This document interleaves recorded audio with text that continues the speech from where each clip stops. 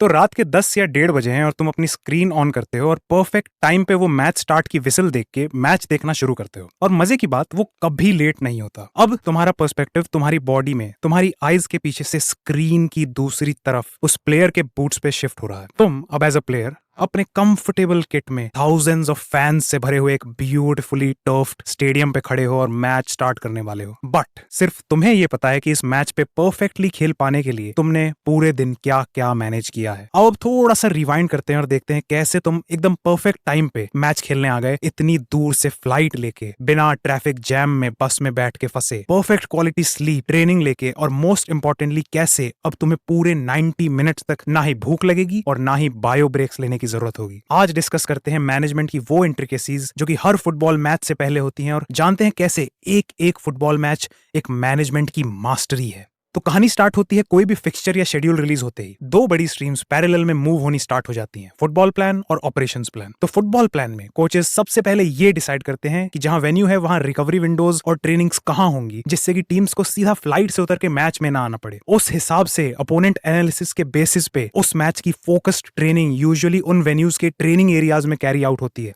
Operations plan में visiting teams को stadiums के जितना पास हो सके होटल्स होल्ड करने होते हैं, ना कि बुक, क्योंकि अच्छे होटल्स और उनमें अच्छी मीटिंग स्पेसेस बहुत ही जल्दी सेल आउट हो जाती हैं। उनके साथ टीम्स को चार्टर्ड फ्लाइट्स के कोट्स भी लेने होते हैं, जिसके साथ साथ security visas, ground transport, insurance और स्टेडियम कोऑर्डिनेशन स्टार्ट करना होता है। इसमें भी इस डिटेल का ख्याल रखा जाता है कि प्लेन एक ऐसे एयरक्राफ्ट टाइप में चुना जाए जिसमें हो सके तो स्टाफ मूव अराउंड कर पाए या फिजियोज आयल सेटअप कर पाए। Add to that the planning of arrival and departure schedules और पोटेंशियल कॉस्ट के हिसाब से एक पूरा फ्लाइट शेड्यूल बनता है। अगर किसी टीम का होम गेम है तो वो लोकल पुलिस के साथ कोऑर्डिनेट करती है, क्राउड कंट्रोल के लिए स्टूवर्ड्स का जुगाड़ करती है और स्टेडियम के अंडर ब्रॉडकास्टिंग की राउटिंग भी संभालती है। और तुम्हें पता है, होटल्स भी महज सिर्फ रूम्स के लिए नहीं लिए जाते। होटल्स के केस में भी प्लेयर्स को अच्छी स्लीप क्वालिटी के लिए सिंगल रूम्स दिए जाते हैं। डाइनिंग स्पेसेस, किचन्स का इंस्पेक्शन होता है कि वो टाइम से क्वालिटी मील्स प्रोवाइड कर सकती हैं कि नहीं, जिसके लिए टीम्स के शेफ्स एडवांस में मेन्यूज और इफ नीडेड रेसिपी कार्ड्स भी भेज के रखते हैं, और होटल की सिक्योरिटी का भी ध्यान रखा जाता है। अब मैं तुम्हें एक ब्रीफ में ऐसी चीज बताऊंगा कि स्टेडियम्स के ऑपरेशंस की वर्किंग कितनी सही होती है, और उसके बाद जो मनी पॉइंट है उस पे आते हैं कि कैसे प्लेयर्स आर नेवर लेट और कैसे वो एक मैच में ना ही भूखे रहते हैं और ना ही उन्हें बायो ब्रेक्स की जरूरत पड़ती है। तो स्टेडियम ऑपरेशंस एक मूवी सेट से कम नहीं होते। ड्रेसिंग रूम्स डिसाइड होते हैं कि कौन से वाले अलॉट होंगे, कौन सा मीटिंग रूम अवे टीम को अलॉट करना है, एक टीम फ्लो कैसे करेगी, एग्जांपल वार्म अप एरिया से पिच तक कैसे जाएंगे, फिर हाफ टाइम पे कहां गैदर होंगे, फिर मीडिया इंटरव्यूज कहां होंगे, और फिर वापसी की बस कब और कहां से पकड़ी जाएगी। उसके साथ ब्रॉडकास्टिंग टीम्स में कैमरा पोजीशंस डिसाइड होती हैं, उनकी केबल्स कहां से कहां तक रूट होती हैं वो असाइन होता है। इंटरव्यूज के लिए मिक्स्ड जोन्स असाइन होते हैं और टीवी ट्रक्स को पार्क करने की स्पेसेस असाइन होती हैं। वार्म अप टाइमिंग्स तक की बुकिंग होती है हर टीम के लिए, ताकि उसके अकॉर्डिंग पिच कंडीशन और सरफेस चेक्स हो पाए, जिसमें ग्रास लेंथ, वाटरिंग शेड्यूल और आर्टिफिशियल टर्फ इंस्टॉलेशंस का भी ध्यान रखा जाता है। फाइनली फैंस की सेफ्टी के लिए स्टूवर्ड्स कितने होंगे, match by match ticket sales के बेसिस पे डिसाइड होती हैं, और अवे सेक्शन के लिए चेक्स और इमरजेंसी एग्जिट्स का एक और चेक होता है। सोचो,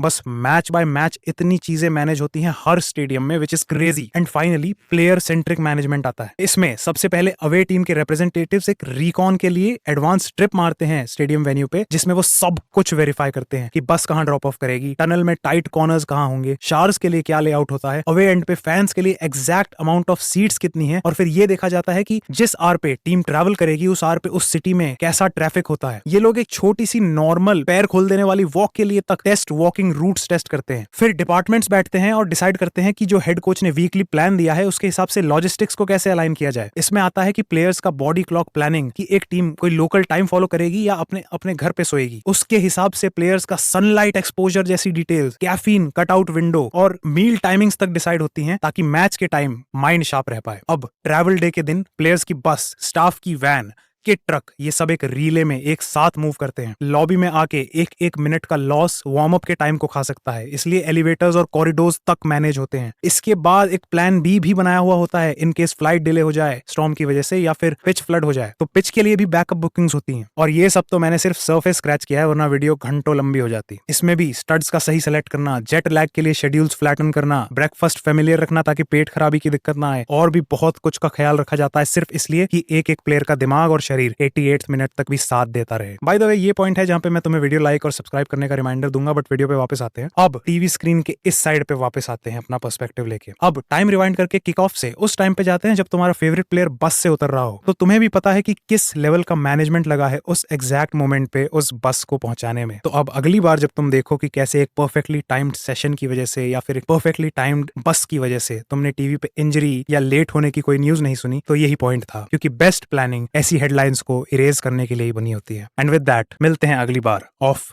द बॉल पे।